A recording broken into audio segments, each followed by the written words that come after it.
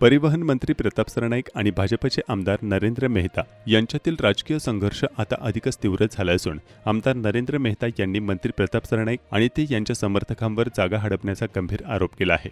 मेहता यांनी दावा केला आहे की कासारवडवली परिसरातील पाहिंदरपाडा येथील भूमिपुत्र असलेल्या भोयर कुटुंबाच्या मालकीची सुमारे 1219 चौरस मीटर इतकी जमीन बळकावण्यात आली आहे। भोयर कुटुंबाच्या एकूण 2439 चौरस मीटर जागेपैकी निम्म्याहून अधिक जागेवर अतिक्रमण करून ती हडपल्याचा आरोप मेहता यांनी केला आहे। या गंभीर प्रकरणाच्या विरोधात आज नरेंद्र मेहता यांनी आपले कार्यकर्ते, नगरसेवक आणि महापौरांसह कासारवडवली पोलीस ठाणे येथे भेट देत भोयर कुटुंबियांना न्याय देण्याची मागणी केली आहे। मेहता यांनी संबंधित जागेलाही भेट देऊन परिस्थितीची पाहणी केली आणि या प्रकरणाची सखोल चौकशी करून दोषींवर कठोर कारवाई करण्याची मागणी पोलीस प्रशासनाकडे केली आहे।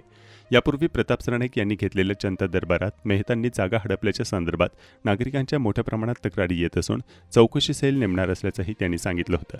आता मेहतांच्या या आरोपामुळे मेरा भाईंदरमधील राजकीय वातावरण तापण्याची चिन्हे दिसत असून आता या प्रकरणावर मंत्री प्रताप सरनाईक यांची काय भूमिका असणार याकडे सर्वांचे लक्ष लागले आहे। सरनाईक यांचा वियांगचा प्रोजेक्ट तिथे वियांग डेव्हलपर्सचा प्रोजेक्ट तिथे चालू आहे। त्यांचा कामगार रोहित मालुसर आहे, रात्री 1 वाजता इथे दाखल होता। 200 ते 250 माणसं होती।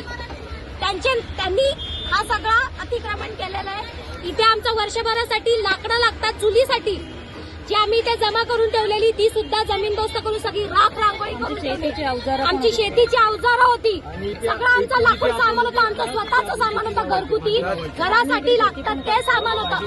त्या सगळ्या सामानाची नासधूस करून ठेवलेली आहे। बेकायदेशीर येते आणि ह्या बेकायदेशीर आता हे चालणार नाही। महाराष्ट्रामध्ये भूमिपुत्राला बेघर चालणार नाही आणि आम्ही सर्व भारतीय जनता पक्ष म्हणून आणि आमदार म्हणून या कुटुंबाचा मागे आम्ही आहोत आणि ह्यांना त्यांचा न्याय दिल्याशिवाय आम्ही राहणार नाही। मुख्यमंत्री देवेंद्र फडणवीस साहेबांना बोलणार, अशा प्रताप सरनाईकचा तुम्ही राजीनामा घ्यायला पाहिजे त्वरित।